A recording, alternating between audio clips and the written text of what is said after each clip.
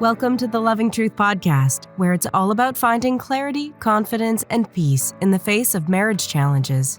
And now your host, relationship expert, and certified master life coach, Sharon Pope. Hello, loves. This is Sharon Pope, and this is The Loving Truth. I want to explore today an understanding of why you cheated. Now, this is super important. If there's been infidelity in your relationship and you're trying to heal it and remain together somehow, whether it was you that cheated or your partner that cheated, this is really important work. And so I want to dive into it in detail today. If you're the one that cheated, understanding why you cheated is really important so that you understand yourself. And so you understand your own motivations so that you can make more conscious choices in the future and you can trust yourself, right? That's really important. It's also important to understand if your partner has cheated, you need to understand why they cheated and what the motivating factors were, because above all else, you want to make sure it's not going to happen again. I mean, understanding that your partner has cheated is just debilitating, and it's so hurtful. And so we don't want to keep walking through that over and over and over again, right? That's always the question. Is that once that trust has been eroded, how can I trust that it's not going to happen again? That is the big looming question whenever there's infidelity and a marriage is trying to heal after that infidelity. Now, I want to share with you the story. It's not really the story. It's just a few sentences from a member inside my membership, The Decision. And this person said, I'll call her Julie. Her name is not Julie, but here's what she said. My husband keeps asking for a reason why I had the affair. And every time he asks me, I have a slightly different answer because I don't know exactly what happened or why I had that affair. Do I have to have a reason, or will I ever really know why I did that? And here's what I want you to realize. There's essentially three different big buckets of reasons why people will have affairs, why they'll cheat. And as I go through these, I want you to try them on for size a little bit. And as long as you're being honest with yourself, you'll know if that rings true for you or not. Okay? But these are the general big three. The first one is there is a percentage of people that will never be monogamous. Research says it's around 12% of people that are serial cheaters. Like, there doesn't have to be anything wrong in the marriage for them to cheat. They're just going to cheat because they want different types of experiences and they want different partners. And so they might claim that they're going to be monogamous, but they're not really. So that's the 12%. Maybe that is your story. Maybe that is your spouse's story. I don't know. But for the most part, people that find their way to me fall into one of these other two buckets or a little bit of both of these other two buckets. So another bucket to consider is there's something missing in the marriage and you're able to find that or create that with a new partner somewhere else. So for instance, if you are lacking affection and connection or being understood and really seen in your marriage, then inevitably there is someone that is going to be able to press that button or check that box for you. And then it becomes an affair because that's what's missing. And I don't want you to ignore that. Because what that tells you is that that's what your heart longs to feel and experience inside your most intimate relationship. That's really important. Now, it doesn't mean that a fair partner meets all the other needs, right? He may be able to help you feel understood and really seen, but he can't hold down a job to save his life, right? So he doesn't provide any of the stability that maybe your husband does. But there's something missing. It's important. So don't overlook it. It now, if you're going to heal the relationship, it now needs to be a part of the new version of your marriage. And I know that that's going to feel like a stretch, but I always say, like, pay attention to those things that are missing that you feel like you got from your affair partner, because that knowledge, that awareness is a real gift to you because it helps you understand what your heart really longs for. And that means it's got to become a part of any intimate relationship that you're having, okay? And then the last bucket, and stay here with me because this one is not as obvious. This is when we're not necessarily running from our marriage or our spouse. We're more running from who we've become. So this happens a lot for women, but it's not exclusive to women. Think about it like this. In your marriage, you're a wife and a mother. And you probably do great at being a mother, and maybe you're somewhere on that continuum of greatness in terms of being a wife, okay? But there's a whole nother part of you that sometimes gets abandoned, and that's you as a woman. And that woman has passions and dreams and desires for herself and her life. And sometimes that gets shut down, particularly once you start having kids, because our lives as women and nurturers and caretakers is to take care of everyone else. And then we neglect and abandon that part of ourselves. And that part of ourselves doesn't just go away. It wants to be expressed. And sometimes it's going to have its day. It's going to have a voice. And sometimes that gets expressed inside of an affair. And so what we're drawn to is who we get to be with that other person, with that other relationship, right? If I get to be a woman that, let's just say, like, I get to be a woman who enjoys intimacy, who enjoys sex. But in my marriage, I have to be the caretaker and the nurturer and make sure everyone else's needs are met and the bills are paid and all those things, right? Those are very different pieces of me. And they're all important, right? But I haven't fully expressed this other part of me inside my marriage. And that's what's wanting to be expressed. And it gets expressed sometimes through an affair, okay? So those are kind of the big three buckets. But I also genuinely appreciate what Esther Perel says, where she basically says, look, people are going to cheat for one of two reasons. If it's a bad marriage, right? If they're not serial cheaters and something is broken in the marriage, they're going to cheat so that they can remain in the marriage, or they're going to cheat to blow up the marriage in sort of a passive-aggressive way, right? So let's talk about those two things, because that might not be obvious to make sense of. So cheat to remain in a bad marriage? What do you mean, Sharon? If it's a bad marriage, why would you cheat to remain in it?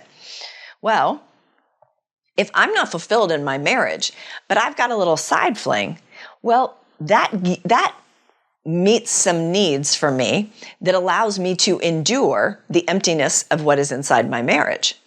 It's how I can get my needs met across two different people, right? This is not exclusive to men, but this is more likely the reason for men to cheat than for women to cheat. Now, women, where we cheat, we are more likely to cheat in order to blow up a bad marriage, because we're so afraid of having the direct conversations of, this is not working. I'm really scared. I don't know what this means. What if this doesn't last? What if I never get my needs met? We're so afraid to express any of that and give that life that it's just easier to find ourselves, which we don't really find ourselves, but somewhere along the way, we had to make that decision to not step away when we started to have feelings, to not question it, and then get involved in a relationship with someone. And so we're using it as a way to blow up the marriage, essentially, but without actually doing it, without actually just having the conversation and saying, this is not working for me, right? So I want you to think about on which end of that scale, if you had to choose, if it had to tip one way or the other, even if it's only by 1%, was it more because you needed to remain in a bad marriage? You didn't have any intention of leaving or fixing it? Or did you cheat so that you could kind of blow up the marriage, but indirectly, in a sort of sly, subtle way? Okay, so think about that. Now, understanding why you cheated is going to require you to get introspective, right? This is not like just ask the question and it will come. This is like, you're going to have to sit with this a little bit. And so I want you to consider doing a few journaling prompts. I want you to write it down. And here's the reason why. When you write something down, you are making sense of your inner world and putting it into the outer world, right? if you just think about something, like we all have those things that we ruminate on over and over and over again. Maybe it's like, this is never going to work. I can't believe he did that. I'm never going to be able to trust him again. Whatever. Like there's something that you're ruminating on. And when you just leave it up in your brain, you can spin around in that same sentence, like some version of that same sentence 300 times without even realizing that it's happening. And it, for some reason, happens at 2:00 in the morning for me. That's when I ruminate on things. But when you get it out on paper, it's like you give it somewhere to land. You're not going to write the same sentence 300 times. I promise you're not going to do that because you're having to make sense of it. And you're giving it a place to go. And once it gets expressed, you don't feel the need to keep expressing it over and over and over again. Whereas when you leave it just up in your mind and it never gets expressed out, or even if it gets expressed, like let's say you're talking to your girlfriend, you sort of keep saying the same story over and over, whether it's with your sister and then your best friend and telling the story over and over. But when you have to write it, when you have to journal about it, you're going to be much more succinct and you're going to be able to understand what's going on inside of you a little bit better. Okay. So I want to give you 3 journaling prompts that can help you to understand what's going on for you so that you can answer the question for yourself and your partner, why this happened. Okay. The first is, what was I seeking? That's the first question to explore and journal about. Okay. Remember, the writing it down is important. You can burn it later if you don't want anyone to find it, whatever, but write it down. What was I seeking? To be desired? To feel desire in my own life? Affection? Maybe sex? Maybe validation? I don't know. Like, what is it that I was seeking? Maybe a feeling of closeness or being seen and understood. What if it's validation or appreciation or even, this is one that is common for men, is admiration, right? There's been a lot of studies on men cheating, and I've been looking at a lot of those studies lately because of some teachings that I'm doing. But one of the things that was said over and over and over again by men was, she admired me, or she showed some appreciation for who I am as a person that I don't get at home. And so, for instance, let's say that the woman might say to him, like, wow, you seem like just an amazing man. Your wife is really lucky. Your family is really lucky. You do a lot for your family. You work really hard. But then he never hears that at home. And that makes him lean into the admiration that he's feeling, the emotion that he's feeling on the receiving end of that sentiment, right? So that's where we get vulnerable to an affair. Okay, the next question is, what am I running from? There might be something you're running from. Sometimes you might even be running from closeness. I have a client where his wife was having sex with a lot of men, and it was pretty random. So it wasn't like she was creating affair relationships. She wasn't creating relationships, but she was most certainly betraying the marriage over and over and over again. And that tells me that you're just running. You're running from yourself, and you're running from, like, you don't want to be seen. You don't want to have that closeness. So sometimes that's it. It's a matter of, I'm using it to hide or to run away from something that I don't want to feel in my experience. I might be running away from my life, the monotony of my life, of working and paying bills and figuring out what's for dinner yet another night. Like, I might be running from that. I might have a feeling of, is this all there is? I might be running from the stress of my life. Sometimes people will say, the reason that I cheated is because I was under a tremendous amount of stress, say at work or with my kids or something like that. You might be running from your spouse, right? If your spouse is hurting you over and over and over again, one of the reasons you might find yourself in an affair is because you're running from that relationship. So look at, what am I running from, and explore that for yourself, okay? And then the last question I want to offer is, what parts of me do I not show in my marriage that I showed in the relationship with the affair partner? What are those parts of me that are sort of hidden or tucked away that I never really let come out over here in my marriage? What are the desires that I buried and pretended that they didn't matter, that they weren't important, when now I know that they are? So I really want you to explore and journal about those 3 questions. I think that will help you understand yourself better. It's really, really important. And I started here, but I want to reiterate this. It's important for you so that you can trust yourself. But it is also critical for your partner, because their looming question is, what if it happens again? I can't let this happen again. How can I trust it won't happen again?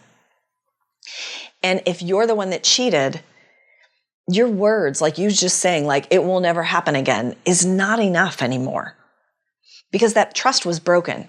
And when you're the one that breaks the trust, it is on you to rebuild that trust. Okay, so they need to know it's not going to happen again. So let's take the example of, I cheated because I was super stressed at work.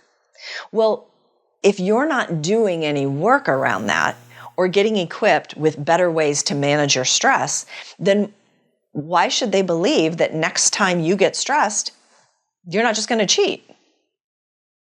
Right? If that was the cause, and this is the answer, then next time you get stressed, why would you do something else?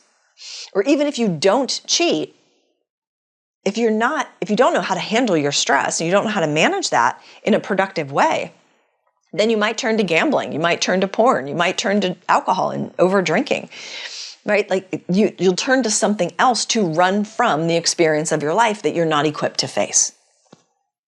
And that's what your partner needs to know, right? And it's a valid question. There's a lot of questions that we shouldn't ask when it comes to affairs, which we'll talk about on another episode, I'm sure.